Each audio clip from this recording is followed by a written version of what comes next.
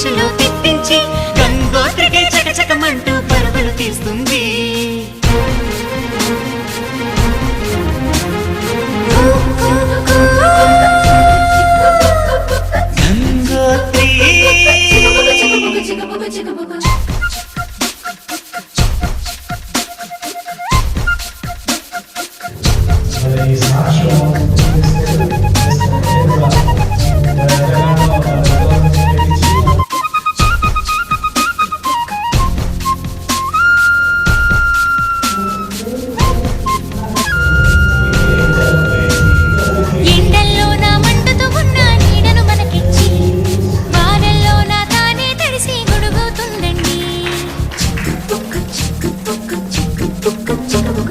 రాత్రంతా తను నిద్రమాని మేల్కొంటుందండి.